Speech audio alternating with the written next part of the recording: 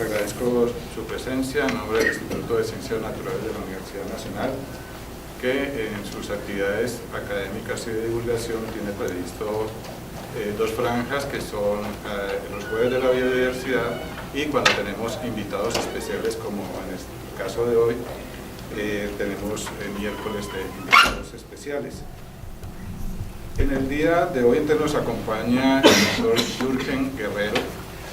Jürgen Guerrero es egresado de la Universidad Pontificia Javeriana, hizo su doctorado en Hamburgo y ha estado dedicado al estudio de invertebrados marinos de profundidad y también de aguas dulces. Tengo entendido, es autor de 10 géneros y alrededor de 30 especies. Actualmente trabaja en la Fundación Fundavaz para el desarrollo de la biología aplicada y gentilmente ha querido compartir con nosotros sus experiencias investigativas. Entonces les recuerdo que al final de la presentación de Jürgen se tendrá un espacio para preguntas.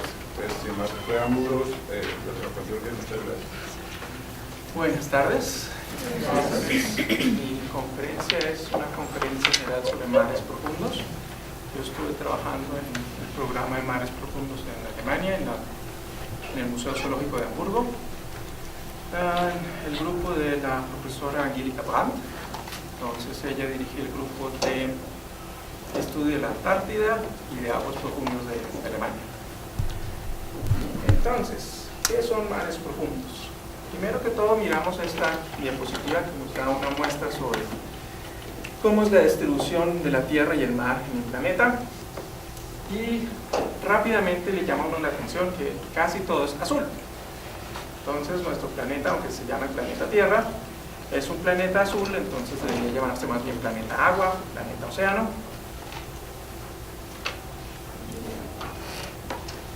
Entonces tenemos que los océanos ocupan el 70.8% de la superficie terrestre. Esos son los 361.000 kilómetros cuadrados, 361 millones de kilómetros cuadrados.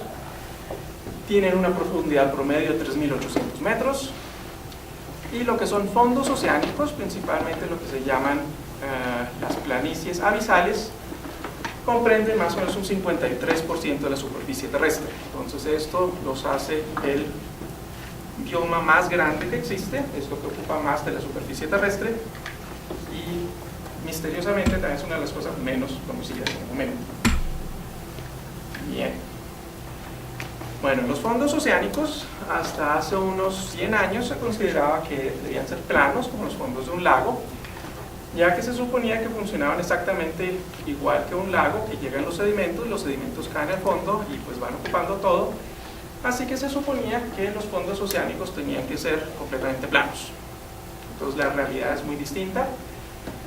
En los años 40, 50 y 60, que hubieron grandes investigaciones de fondos oceánicos para hacer los primeros mapas, se descubrió que esto no es así. Los fondos oceánicos son muy irregulares y presentan unas estructuras especiales que son estas, que son grandes cordilleras, siendo el sistema montañoso más grande que se conoce que es el sistema de fractura y de falla del Atlántico Central, y se sigue entonces el sistema de falla del Pacífico. Bueno, estos son los bordes de las famosas placas tectónicas, que a partir de los años 60 entonces tomaron auge y se comprobó que toda nuestra superficie terrestre está dividida en enormes placas que flotan sobre el manto. Entonces son las placas tectónicas, y los bordes son estos, y tenemos otros bordes junto a varios de los continentes. Por acá tenemos otro, y hacia acá tenemos los otros. Bien. Bueno, entonces todas estas áreas en blanco pues son áreas que corresponden a fondos oceánicos más profundos, pero estos tampoco son homogéneos. Entonces podemos ver que tenemos gran cantidad de puntos amarillos. Todos estos puntos amarillos representan lo que se llama una montaña marina o seamount. Una montaña marina, la definición es una elevación del fondo oceánico que se eleve a más de 1000 metros del fondo oceánico. Sé que muchas de estas montañas marinas tienen 1000, 1500 metros de altura, o 2000, 3000 metros, pero aún así no llegan hasta la superficie.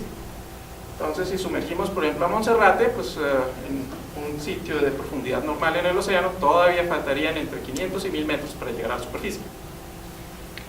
Entonces tenemos varios miles de montañas submarinas. Estas son en parte cimas de las cordilleras centrales del océano, y muchos de ellos son volcanes, o también son deformaciones de las placas oceánicas, que por los procesos tectónicos que van empujando, entonces también se van deformando y forman estas elevaciones. Pues son elevaciones no muy altas, de por ahí unos 1500 metros. Bueno, ahora viene lo que son mares profundos. Entonces existen varias definiciones de mares profundos. La definición física, entonces, son las zonas marinas que tienen más de 1000 metros de profundidad. ¿Por qué se puso esta cifra de 1000 metros? Es muy sencillo, porque hasta los 1000 metros de profundidad llega la luz. El agua entonces absorbe la luz, y hasta los 1000 metros de profundidad llega la luz ultravioleta, que es la que tiene más energía. Más abajo ya no llega ningún tipo de luz. Entonces son zonas sin luz, completamente oscuras, son aguas frías. Casi todos los océanos tienen temperaturas en el fondo de entre 0 y 4 grados centígrados, con excepción de, por ejemplo, el mar Mediterráneo, que tiene 15 grados centígrados, y el mar Rojo, pues no es muy profundo, ese tiene de 16 a 18 grados centígrados, pues eso por la actividad geotérmica. La otra es que hay grandes presiones, entonces toda la columna de agua pesa mucho. Entonces por cada 10 metros de profundidad que uno baja, entonces aumenta una atmósfera. Así que si tenemos 3800 metros, son 380 toneladas de peso que hay en esa zona. Bien, la profundidad media es de 3800 metros, entonces eso es tomando todas las profundidades conocidas. Y aunque restemos la fosa de las Marianas, que tiene más de 11.000 metros de profundidad, y muchas otras zonas que tienen 4.000 a 5.000 metros de profundidad, con todas las zonas más expandidas, que están a solamente 1.000 o 1.500 metros de profundidad, nos da este cálculo de 3.800 metros. La mayor parte de los océanos profundos son escasos en nutrientes, entonces no hay mucha actividad autotrófica, y buena parte de los nutrientes provienen de la superficie. Y la mayor parte de la productividad lo hacen los autótrofos hemosintéticos, entonces son bacterias que descomponen compuestos que provienen de la corteza terrestre. Bien, entonces aquí tenemos una división de lo que son los mares. Entonces, los mares profundos se los consideran como el ecosistema más grande de la Tierra. También puedes decir que son varios ecosistemas si uno lo mira más detalladamente. Entonces tenemos la zona superficial, que es la que todos conocemos aquí en las costas, la zona epipelágica, de mar abierto, la zona nerítica y la plataforma continental. La plataforma continental va de los 0 a los 200 metros de profundidad en casi todo el mundo. Eso es una definición bastante arbitraria, pero se definió así.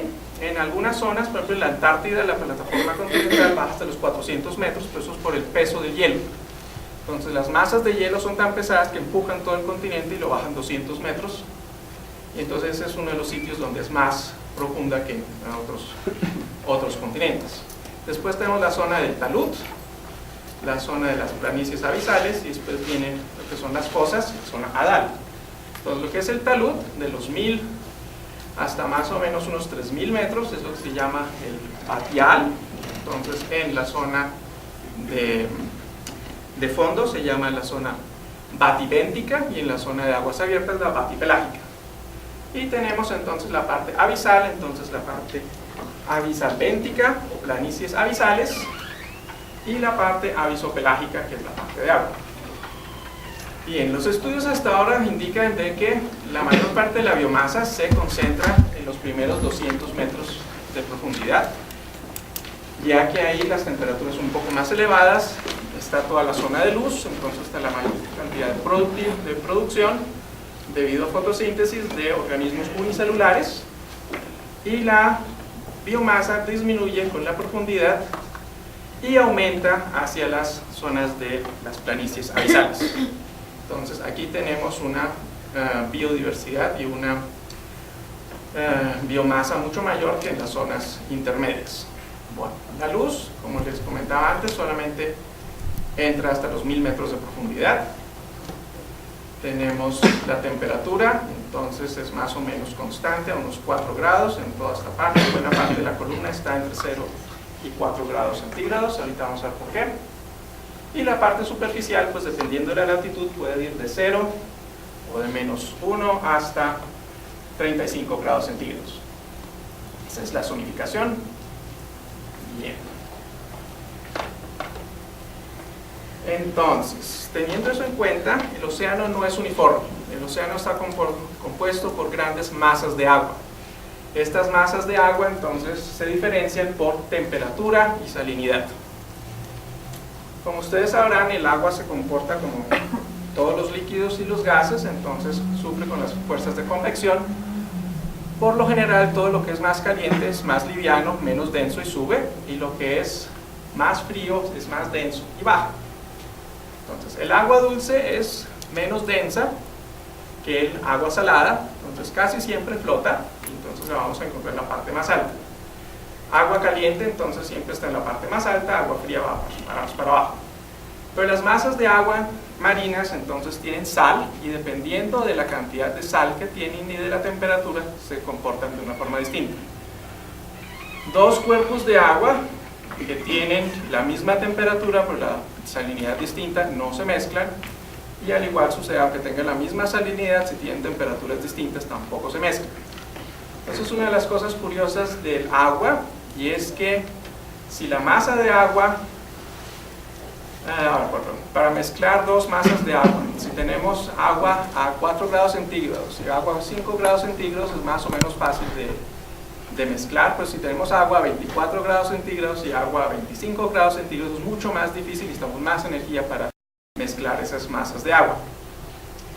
Entonces tenemos estas diferencias de densidad y de salinidad. Entonces las masas de agua tienen zonas de contacto, entonces las masas se mueven para arriba o para abajo, tienen direcciones de movimiento muy distintas, y las zonas de contacto se forman grandes turbulencias. Entonces eso es importante, más adelante les explicaré por qué.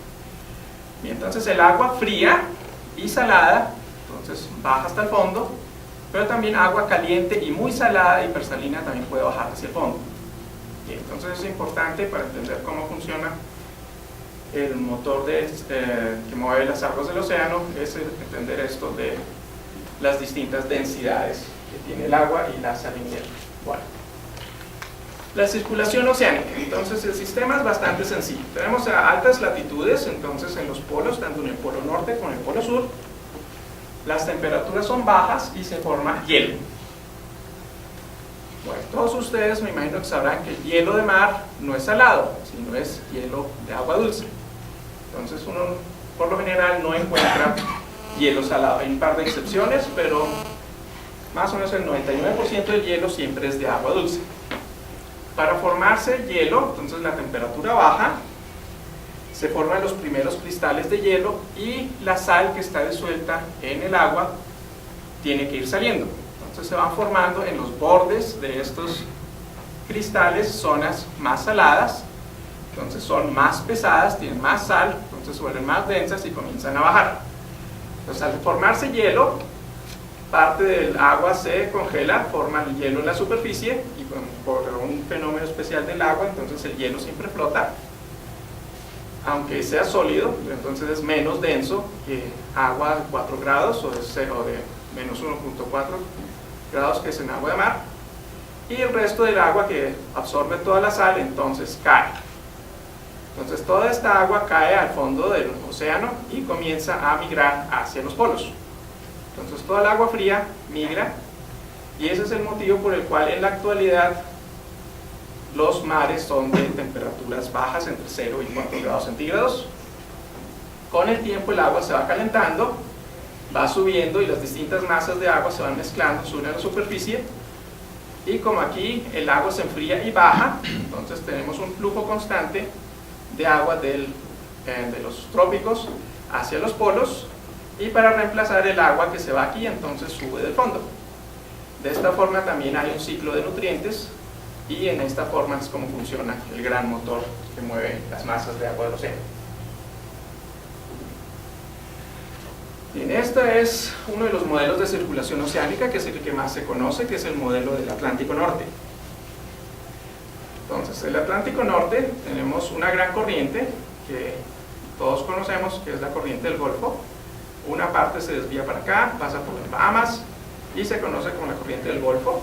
En Europa se le denomina la corriente del norte, del Atlántico Norte. Es una corriente de agua caliente, ya que se calienta en la zona tropical y transporta esta agua caliente hacia el norte. Gracias a esa corriente es que Europa tiene un clima muy benigno. Entonces, si ustedes miran a esta altura, entonces tenemos Newfoundland en Canadá. Ahí, si ustedes van por allá, van a ver enormes praderas de tundra, no hay árboles, es un sitio muy frío. Entonces, muy parecido al superpáramo, aquí las partes más altas de Chingasa o junto a los nevados. Entonces, más o menos ese es el paisaje.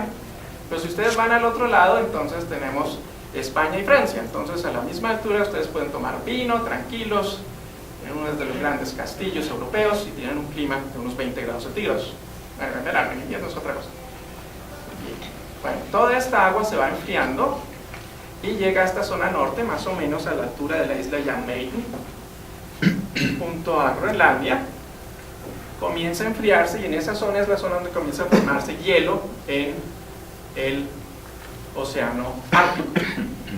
Y aquí tenemos un fenómeno, entonces el hielo se forma y toda esta agua hipersalina pesada comienza a moverse y hay varios puntos que se llaman polinías. Entonces eso es un término que dice aguas abiertas. Entonces tiene una superficie grande de hielo y hay unos sitios donde no hay hielo, entonces tenemos aguas abiertas. Entonces son unos círculos de más o menos entre 1 y 3 kilómetros de diámetro, y por un motivo que todavía los oceanógrafos no han explicado muy bien, buena parte de esta agua hipersalada se concentra ahí y cae al fondo.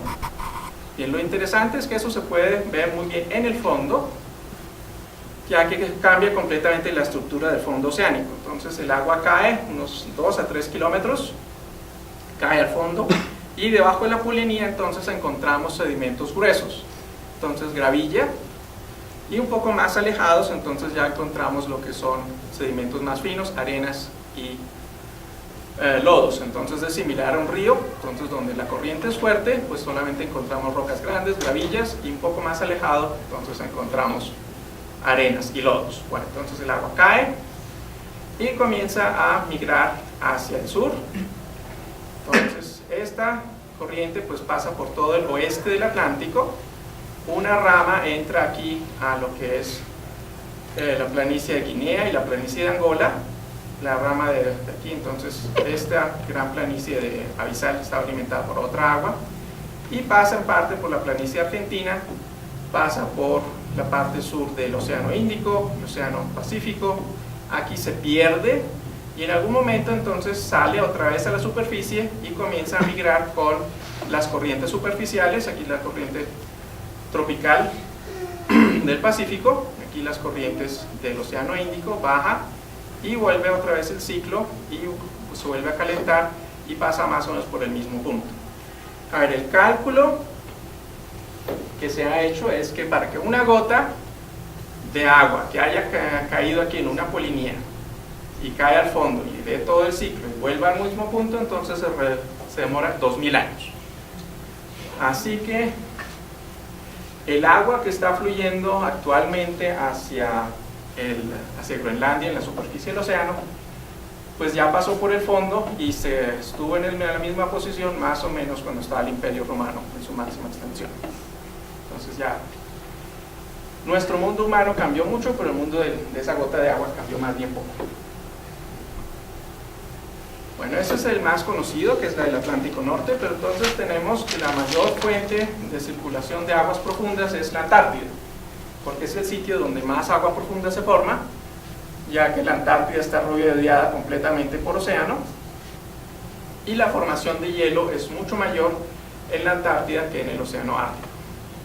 Así que en esta gráfica, que es del British Antarctic Survey de Inglaterra, tenemos que la circulación entre 0 y 2000 metros es de este tipo. Entonces cae el agua, comienza a rotar alrededor de la Antártida con el cinturón de aguas polares de la Antártida. Entonces tenemos aquí lo que se llama la frontera polar, y parte de esta agua, unos 2000 metros, comienza a migrar hacia los grandes océanos, entonces hacia el Océano Pacífico, y en alguna parte se separa, parte del Pacífico Norte, y también entra en el Atlántico Sur y sube hasta el Atlántico Norte, y parte de esta agua también termina en el Océano Ártico.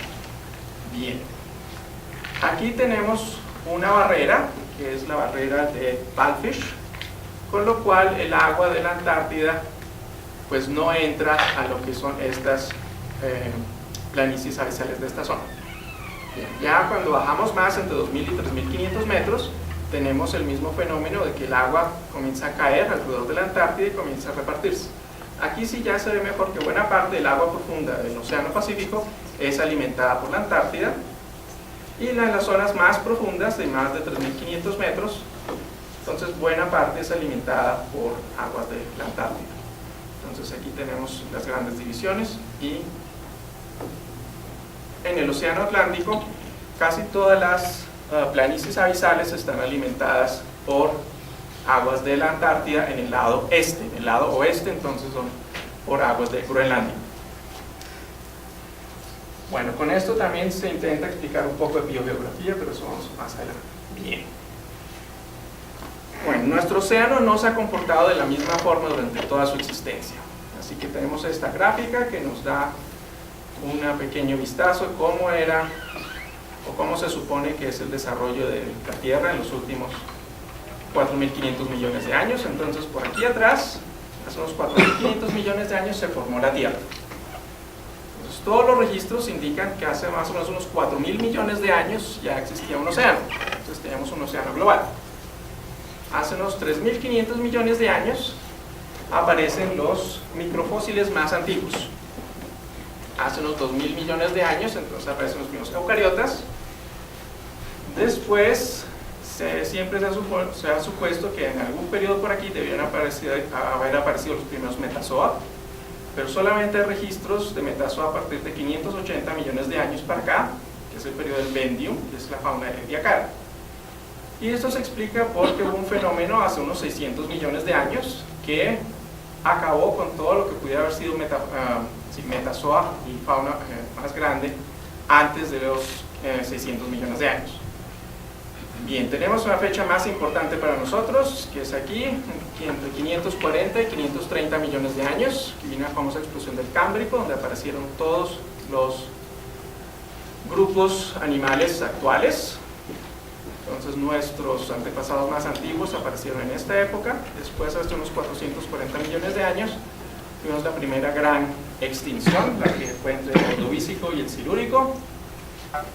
Después tenemos aquí, hace unos 250 millones de años, un evento muy catastrófico que fue la gran extinción del Pérmico, donde desapareció el 95% de las formas vivientes, principalmente las marinas. Ahí vamos a ver un poco más de eso. Entonces, nos vamos a la época de los 600 millones de años. Entonces fue un evento muy importante en la historia de la vida y también de los océanos, ya que nuestro planeta se congeló completamente. Entonces tenemos un periodo de más o menos unos 20 millones de años donde todo el planeta estaba congelado. Y uno se imagina que se debió haber visto muy similar a esta fotografía, que es la luna Europa del planeta Júpiter. Entonces tenemos un casquete de hielo que cubre completamente el planeta, y en algunas partes entonces habían volcanes, pero se supone que todo estaba congelado y probablemente tenía una capa de hielo de varios cientos de metros, también en los trópicos. Así que debajo del hielo entonces teníamos el océano, y pues es muy interesante hoy en día estudiar la luna Europa para tratar de explicar los fenómenos que tenían en esa época, que se llama Snowball Earth, o la Tierra como bola de nieve. Bien, tenemos el centro, tenemos toda la zona del manto, tenemos los océanos y una capa de la parte superior. Bien, en Europa todavía no se sabe si el agua que tenemos debajo es en una forma de frappé. Entonces ustedes todos conocen el frappé de chocolate o el frappé de cacao. Entonces puede ser de que el hielo debajo del gran casquete de Europa sea de ese tipo, entonces es medio sólido, o que sea completamente líquido como en esta parte. Entonces se supone que nuestro planeta debió haber sido así, Las diferencias pues están en que en la luna Europa el océano es un poquito más hondo, se calcula que debe tener unos 100 kilómetros, mientras que en un océano en nuestro planeta solamente tiene 11 kilómetros su parte más honda y más o menos 4 kilómetros su parte normal. Y existen algunas ideas de perforar este casquete. Entonces aquí tenemos una sonda que entra y sale un submarinito a mirar qué diablos hay por ahí. Bien. Entonces, como el planeta estaba congelado, pues las condiciones para la mayor parte de los seres vivos eran muy difíciles, pero se supone que todos sobrevivieron gracias a los hot vents, que son en realidad afloramientos de agua caliente. Entonces son fuentes hidrotermales. Entonces alrededor de estos se formaban comunidades de vida.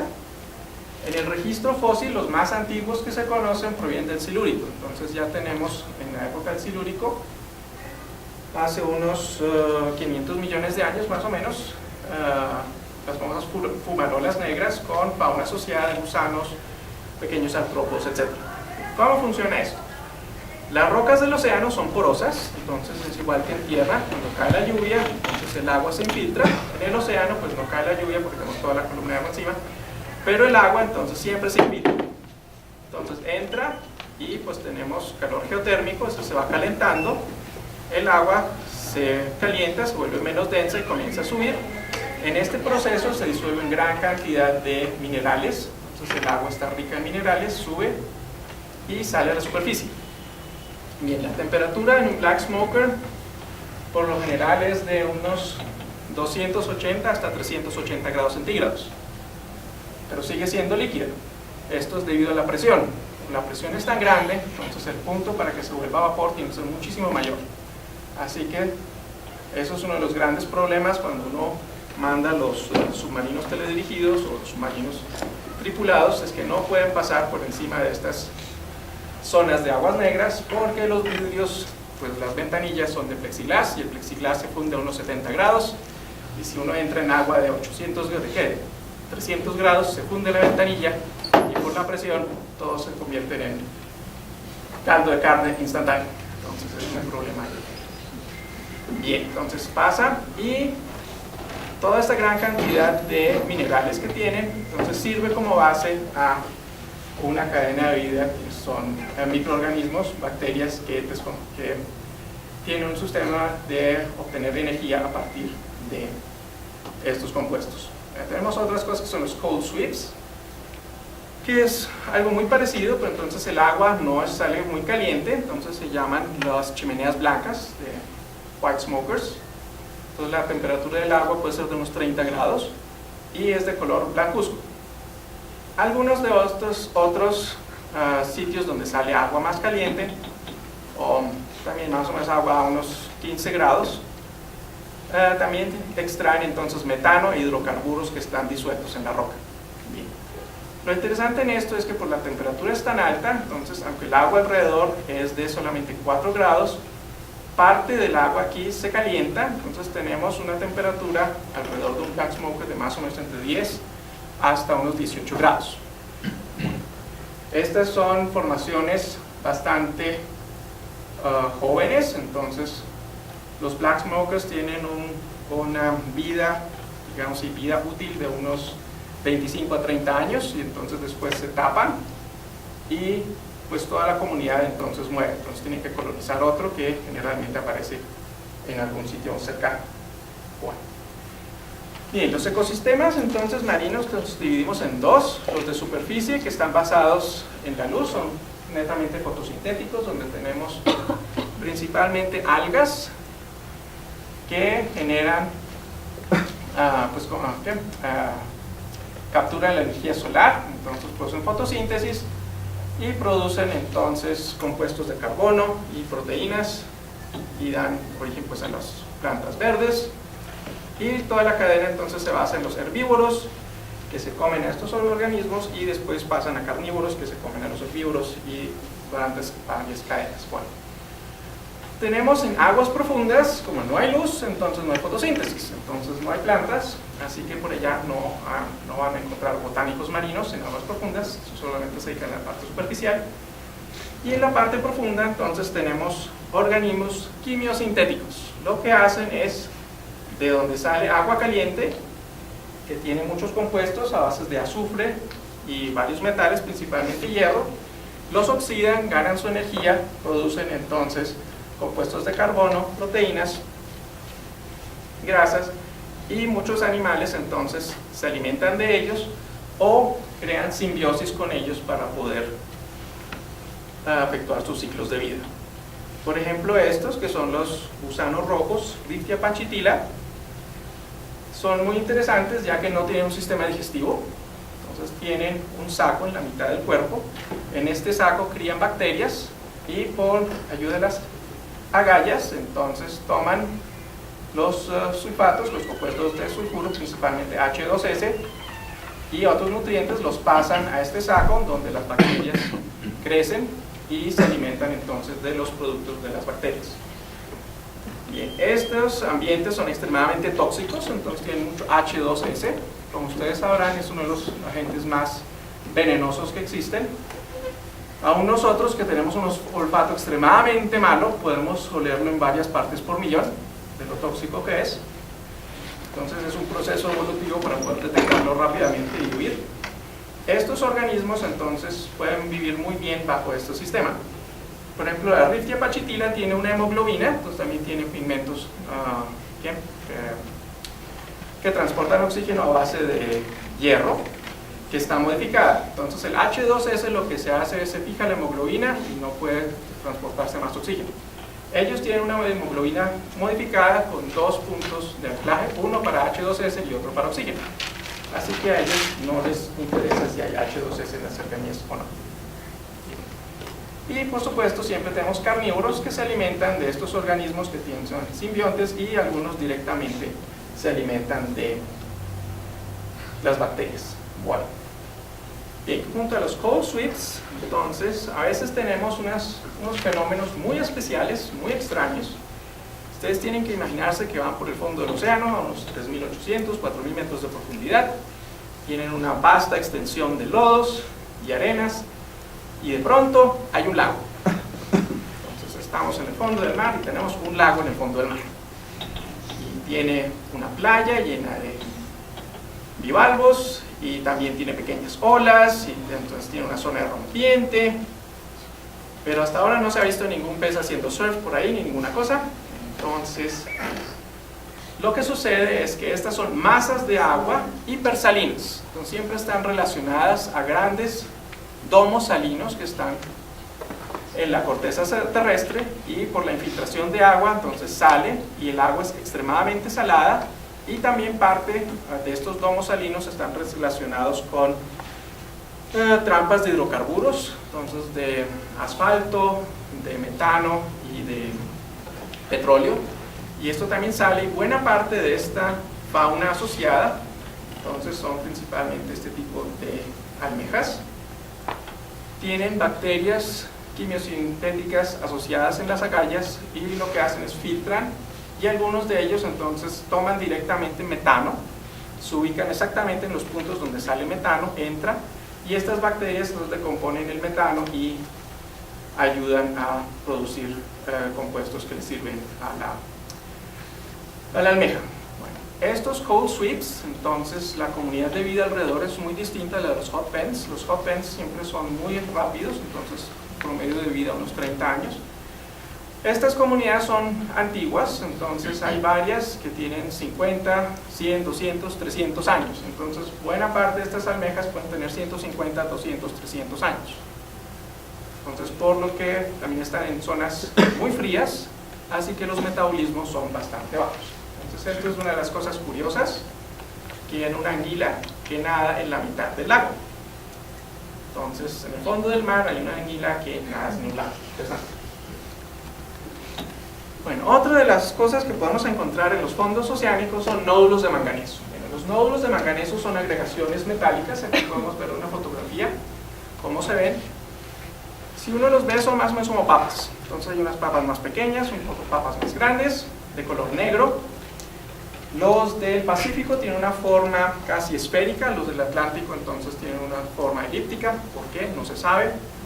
El crecimiento entonces es a partir de que tenemos algún compuesto, generalmente son restos de radiolarios o pequeños copépodos que al morir caen al fondo, por algún motivo se ionizan y comienzan a atraer iones metálicos y comienzan a crecer entonces los nódulos de manganeso. Los nódulos de manganeso, pues hay algunos que crecen muy rápido, entonces en unos par de cientos de miles de años se forman estas estructuras del tamaño de una papa, otros duran millones de años al crecer. Bien, los fondos oceánicos, en las grandes planicies, entonces podemos ver, estas son zonas donde hasta el 90% del fondo oceánico está cubierto por nódulos de manganeso, y las otras zonas entonces no son tan abundantes. Entonces podemos tener sitios con gran cantidad de nódulos de manganeso concentrados o estar dispersos en grandes extensiones. Bien, los nódulos de manganeso también presentan un enigma muy grande, y es que siempre están en la superficie del océano, fondo del océano.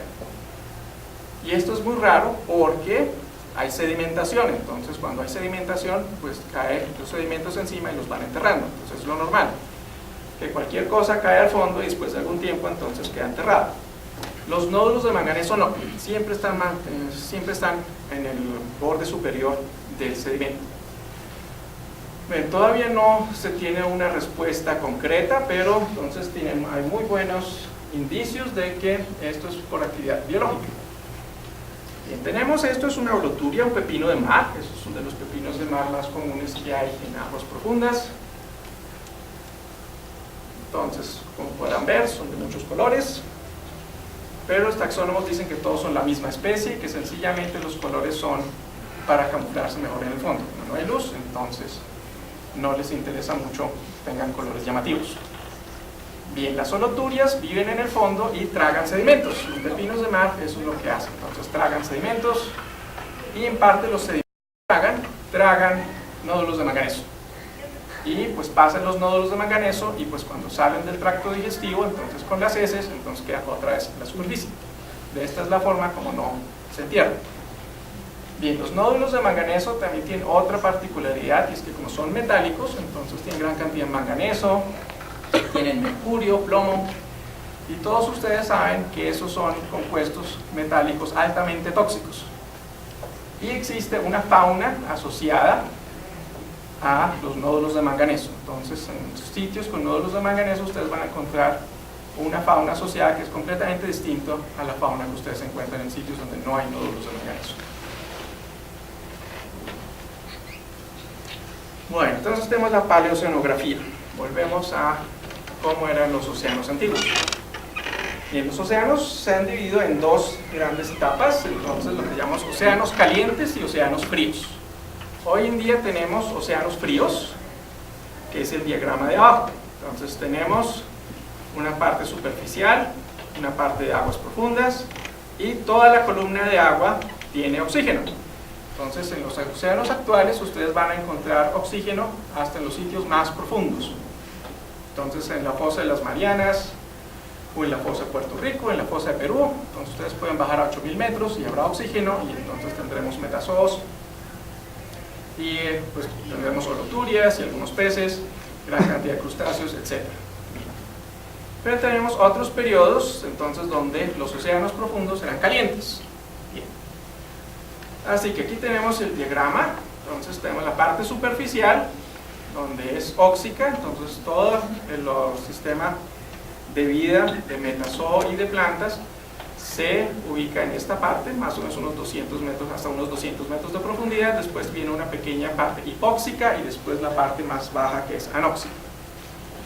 Bien, la productividad es muy alta, ya que toda esta columna de agua es más o menos homogénea, así que la circulación vertical está garantizada y todos los nutrientes se recirculan rápidamente. Bueno, aquí entonces tenemos la endocrina, entonces es una termocrina muy fuerte que separa la parte superficial de la parte de agua profunda. Bien, tenemos la zona de euxinia, entonces con muy poco oxígeno, y pues toda la productividad, parte de la productividad siempre se pierde y por efecto de la gravedad cae.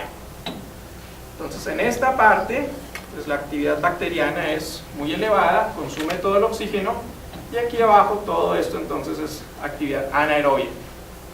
Y los sedimentos, pues toda la materia orgánica cae al fondo y se acumula en el fondo oceánico. Bien, eso se ve en los registros fósiles, en el cual tenemos grandes capas de pizarras. Entonces, pizarras principalmente oleosas y todos los partes de océanos profundos de hace unos 100 millones de años, entonces están llenos de este tipo de pizarras oleosas que nos indican que el sistema era completamente anóxico.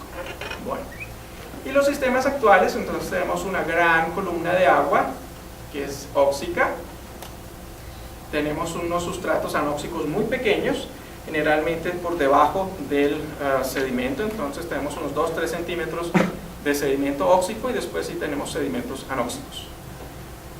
Y se ve en el registro fósil en el cual tenemos placas de carbonatos, entonces ya no tenemos estas pizarras negras. Bueno,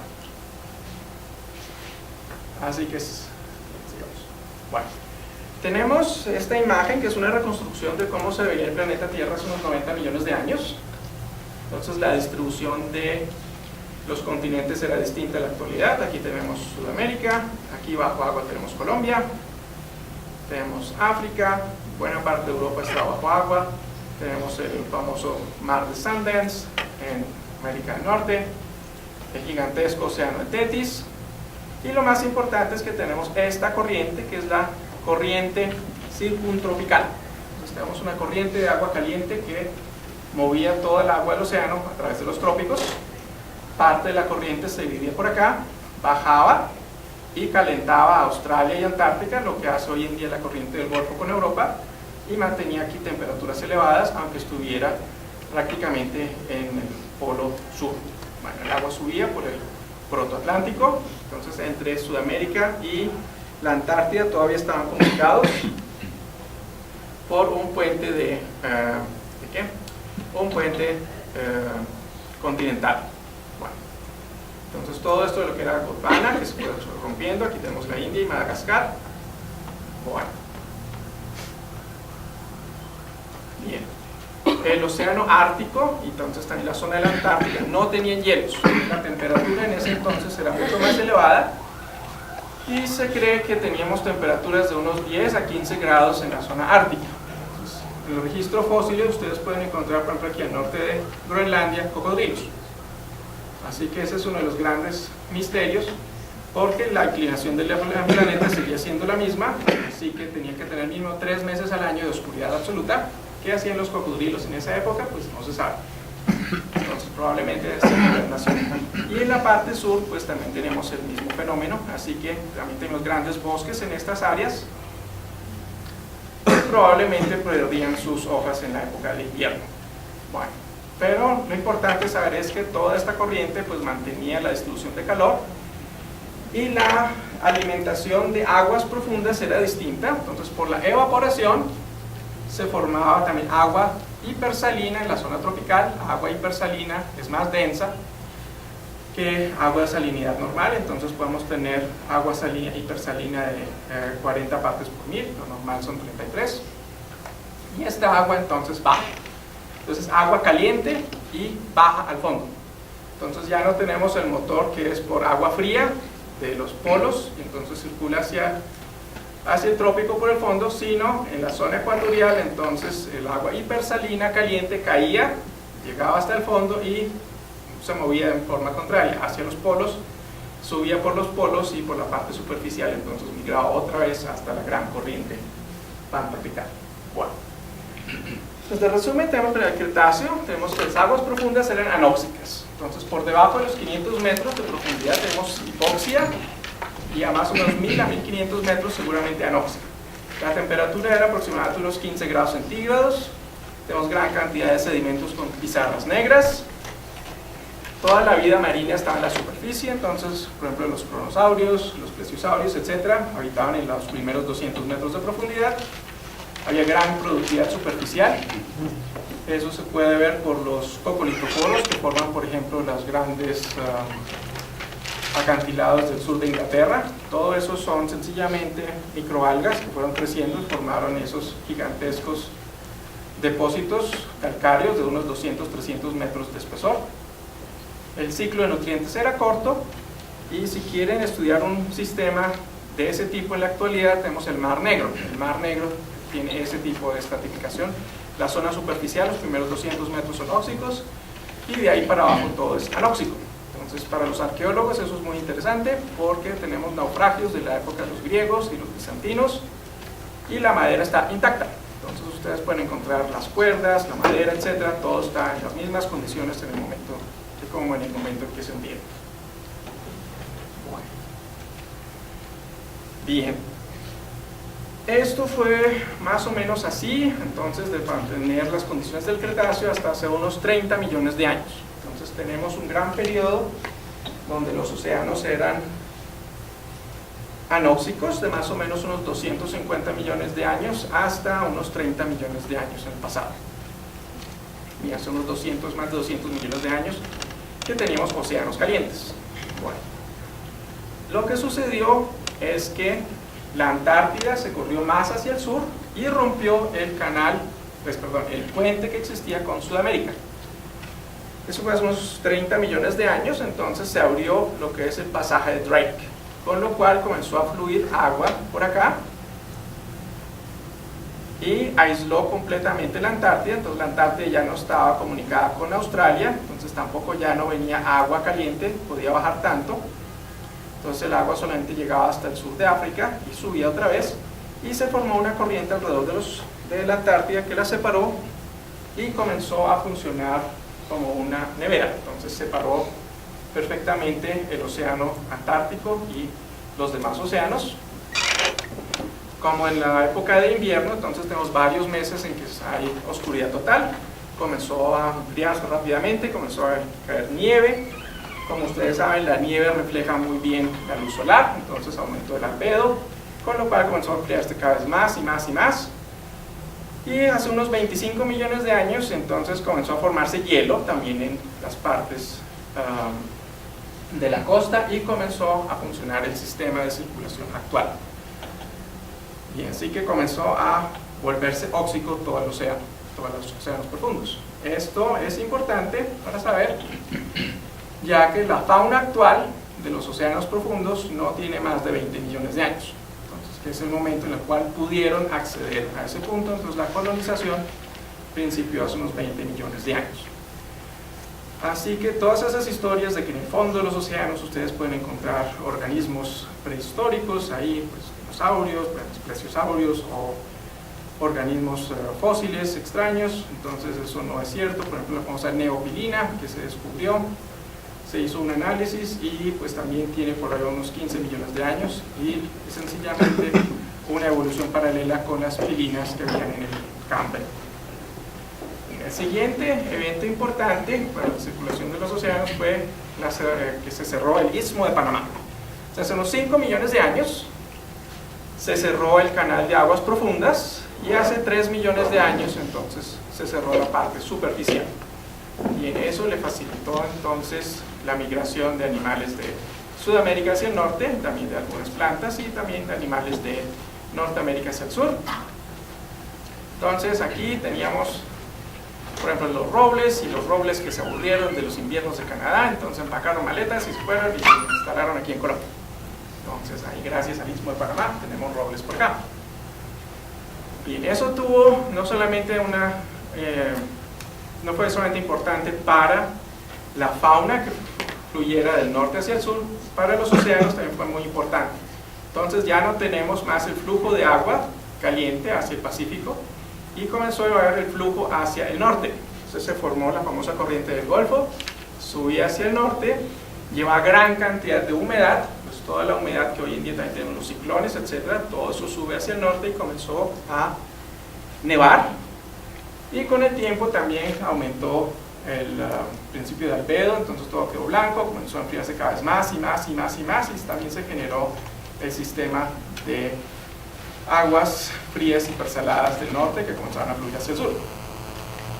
Y eso es una secuencia que se llaman las glaciaciones. Entonces los últimos 3 millones de años están caracterizados porque más o menos cada 100.000 años tenemos una glaciación y tenemos un periodo interglaciar de unos 15 a 25.000 años. Entonces estamos ahora en un periodo interglaciar. Entonces toda esta parte se congeló, aquí abajo también, y por cambios en la posición de la Tierra, entonces eso va cambiando y se van formando las glaciaciones. Así que las corrientes marinas son las que indican este tipo de, pues, influencian fuertemente todo este tipo de cambios climáticos severos. Y ahora la parte más práctica. Entonces, ¿cómo es la exploración de las aguas profundas? Entonces, para eso necesitamos barcos grandes. Entonces tenemos aquí, es el barco de exploración oceanográfica y de aguas profundas alemán, Meteor. Entonces es un barco que tiene 96 metros de largo por 16 de ancho. Y lo importante que miren es que tiene varias grúas. Estas grúas son importantes para poder bajar los aparatos que van al fondo del mar. Bien, cuando uno trabaja en aguas profundas, todo es enorme.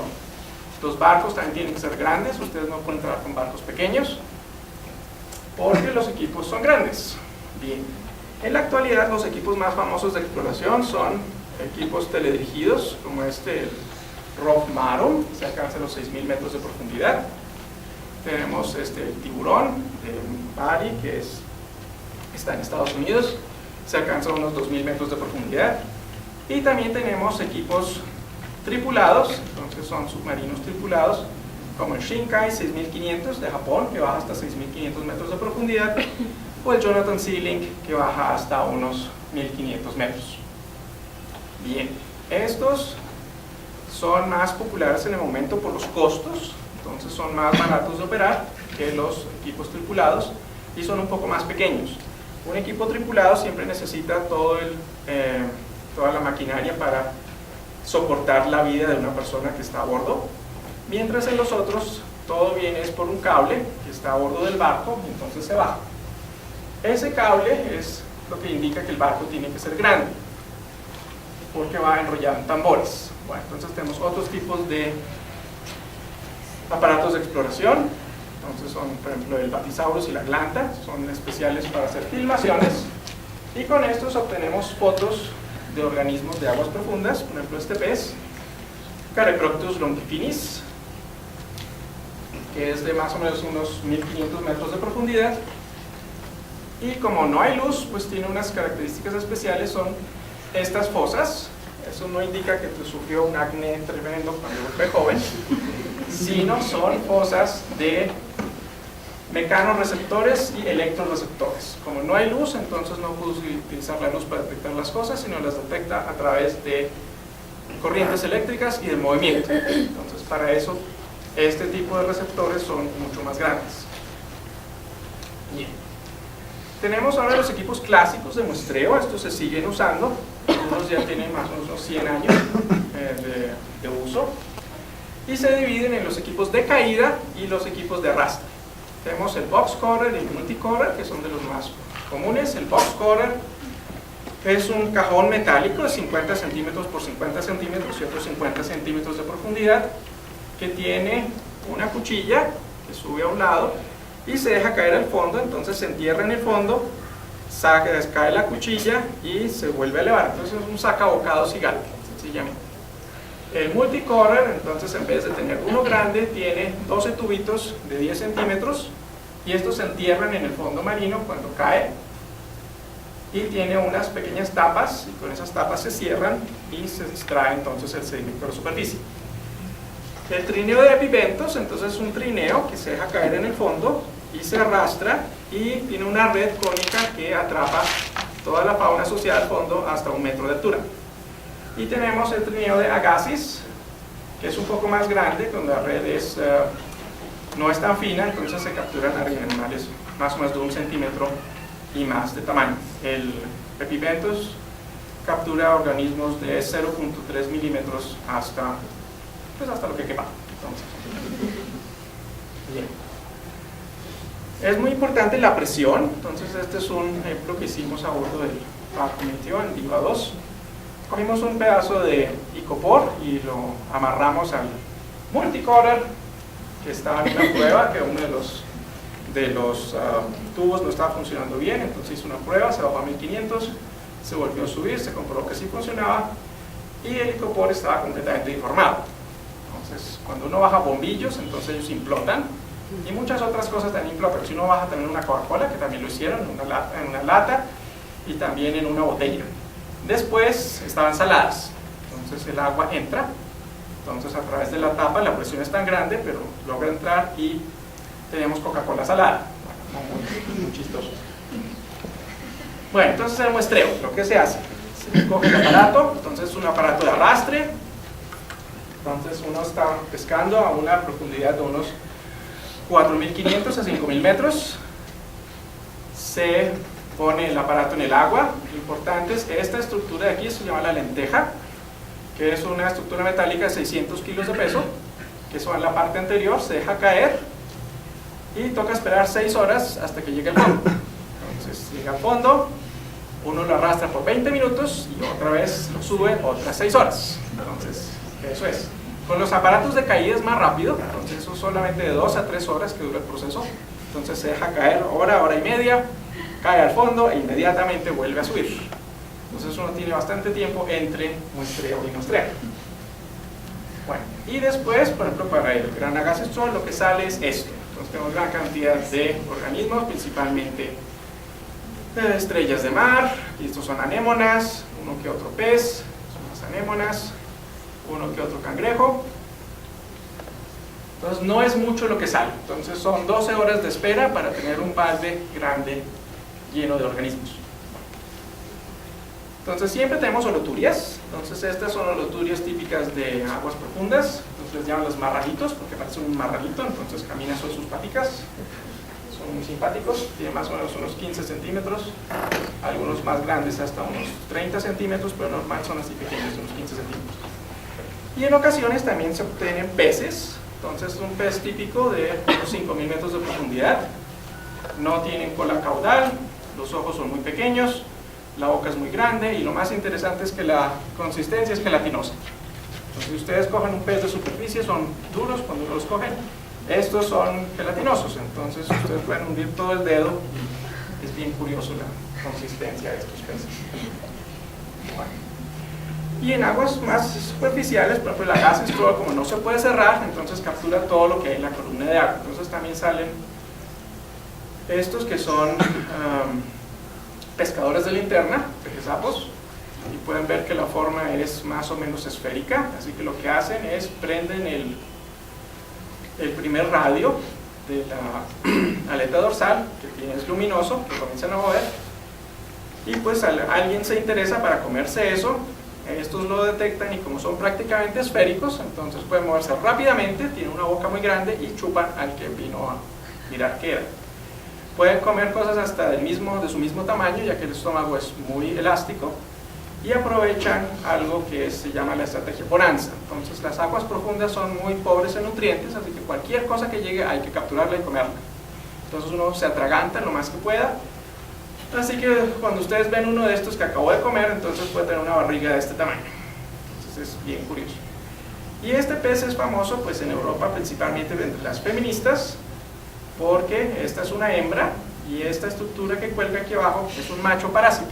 Entonces este es uno de los símbolos de varios grupos feministas. Entonces cuando quieren hablar de la opresión masculina, entonces muestran esto, que eso es lo que debería ser.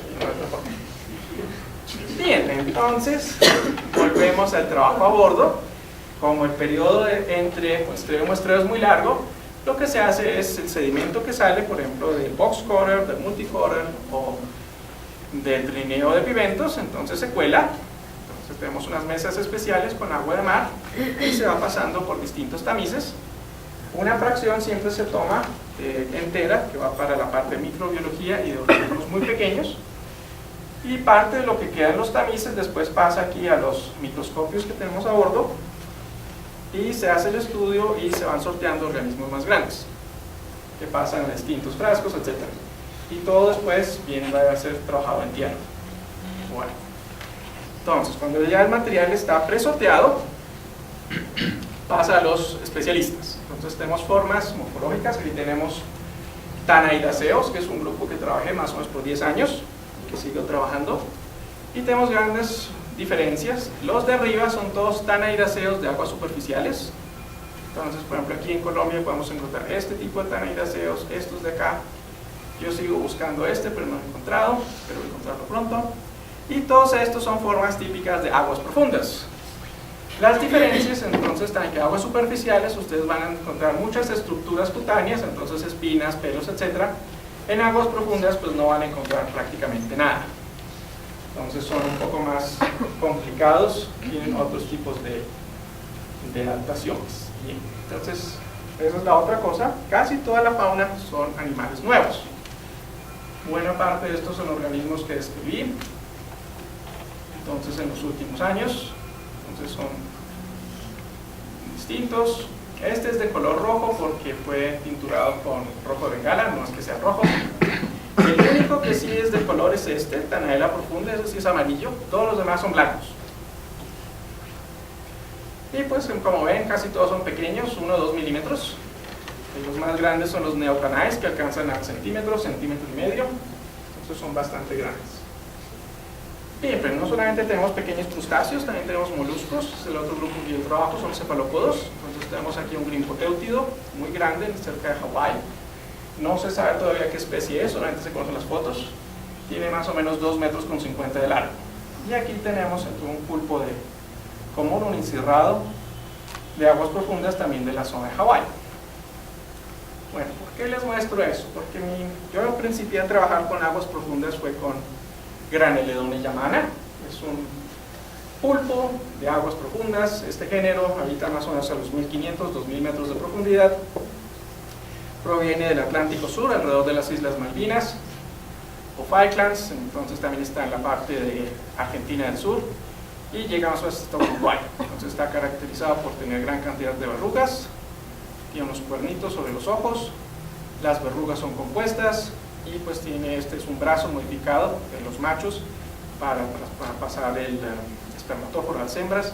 Eso es importante estos animales. Entonces también se pueden encontrar organismos un poco más grandes, no solamente de pocos milímetros. Y por supuesto también tenemos un poquito más grandes. Entonces tenemos un colega, Steve Ushia, tomaron 2 o 3 muestras en aguas colombianas. Entonces el problema está, primero toca solucionar todo el problema de permisos aquí en Colombia, que eso es bastante complicado y la programación para estos barcos siempre son 2 años antes, así que uno tiene que tener eso asegurado más o menos 2 años antes. ¿Y eso lo solicita, digamos, una universidad o sería como el gobierno? O sea, digamos, ¿qué entidad colombiana se encargaría de...? Pues eso puede ser una universidad, también puede ser un grupo de investigación, etc. Entonces eso sería para principiar. Además de los bivalvos en los lagos hipersalinos, ¿hay reportes de moluscos en las humaredas negras o en las blancas? Sí, hay muchos. Entonces hay un tipo de almejas gigantes, son de este tamaño, entonces que son muy interesantes porque todas las agallas están cubiertas por bacterias que procesan H2S, entonces se alimentan directamente de estas bacterias. También vemos cefalópodos, entonces está Vulcanoctopus, entonces es un pulpo que habita en esas profundidades. También hay muchos musoctopus que habitan en esas zonas. Tenemos algunos calamares también que bajan bastante, que están relacionados con este tipo de ambientes, pero relacionados directamente con los hotbeds. Está musoctopus y Vulcanoctopus. Y otros, entonces también tenemos algunos nudibranquios que también habitan en la profundidad. Pues de moluscos, eso es lo que yo sabría decir. Y que micromoluscos también hay. Esos son bastantes casos porque como la concha es de carbonato de calcio, pues al pasar los 4000 metros se pasa a la zona de compensación de calcio. Entonces es donde la presión es tal que el mecanismo, el equilibrio entre la parte de carbonato de calcio disuelto en agua y el sólido es igual, entonces se disuelve muy rápidamente. Aún así hay organismos que habitan a 5000, 6000 metros de profundidad con caparazones de carbonato de calcio, entonces tienen algún mecanismo por el cual pueden fijar el carbonato de calcio a la cutícula, pero eso todavía no se conoce. ¿Y los cefalópodos tienen también simbiosis con bacterias quimiosintéticas o cómo viven? Ellos son netamente depredadores, entonces buscan algún organismo y lo capturan y lo consumen. Entonces el metabolismo también es muy lento, así que ellos también son lentos y únicamente cuando ya la presa está cerca, entonces la atacan. Entonces es un poco distinto a los pulpos de aguas superficiales, que sí buscan activamente estos, sí más o menos buscan activamente, pero tienen la gran ventaja que las presas también son lentas, entonces no tienen que ser muy rápidos. En el caso, por ejemplo, de un evento catastrófico global que se dejara de recibir sol, un meteorito, alguna cosa, o el sol se apaga, bueno, ¿cuánto tiempo podrían seguir funcionando estos afloramientos de aguas negras y blancas? ¿Cómo cree, pues, especulando? Y ese Pues ecosistema seguiría funcionando allí. Seguiría funcionando por mucho tiempo mientras así hubiera un problema con la irradiación solar, entonces la superficie comenzaría a enfriarse y a congelarse. Así que vendría el problema del oxígeno, entonces cómo llega el oxígeno hasta el fondo, pero podrían pasar varios miles de años hasta que se agote el oxígeno en el fondo y que tuvieran problemas por ese aspecto. Lo más probable es que el hielo llegara antes, entonces se congelaría, pues, en varios miles de años. Pero si no fue, por ejemplo, si algo pasara y digamos una erupción solar y quema toda la superficie terrestre, entonces la radiación pues es absorbida por los primeros 1000 a 2000 metros de agua, entonces todavía podría haber vida en el fondo por varios millones de años.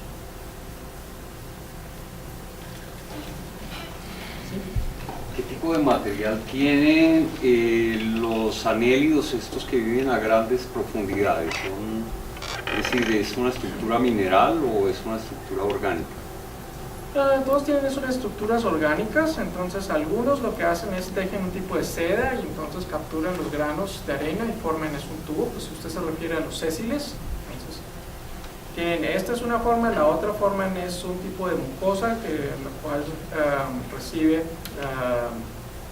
lodo, entonces logran solidificar el lodo, y otros sí producen un tipo de, como una estructura similar a la quitina, entonces los tubos son quitinosos. Y en algunos otros, pues que no son muy profundos, como los serpulidos, ellos sí forman estructuras de carbonato de calcio, entonces los tubos son de carbonato de calcio, parecidos a los de la superficie, pero esos solamente llegan hasta unos 3000 metros. Más abajo entonces tenemos otro tipo de agregación por los problemas que tienen para fijar el calcio. Entonces es un proceso que requiere mucha energía. Lo pregunto porque hace muy poco se hizo un reporte de unas estructuras similares fósiles en Cerro Matoso, y pues no sé, se supone que ese fragmento estaba asociado a un bloque profundo, pero pues simplemente es una idea, no hay nada confirmado. Pues sí, puede ser, tocas mirar bien qué tipo de anélidos eran o los tubos, porque hay algunos tubos que se fosilizan que son de este tipo de seda, entonces después se llenan de sedimento, entonces sedimento de otro tipo de estructuras, pues uno los puede ver de esa forma, a menos de que se haya fosilizado todo el tubo, y pues hay serpulidos del Cretáceo y de mucho más antiguos que se pueden ver estructura fósil, pues tocaría mirar qué grupo es. ¿Más? Tenemos para una última. Entonces, agradecemos a Jürgen esta maravillosa conferencia que yo creo que nos ha abierto muchos campos de conocimiento que no teníamos ni idea de que existían tantas formas de vida y toda la introducción de los mares profundos. Agradecer también la presencia de ustedes, invitarlos mañana para la charla del Jueves de la Biodiversidad, que tenemos como invitada a la profesora Guiomar Mates del Departamento de Biología, y va a tocar un tema muy actual y interesante, que es si las abejas realmente se están extinguiendo o qué es lo que está pasando. Muchas gracias de nuevo.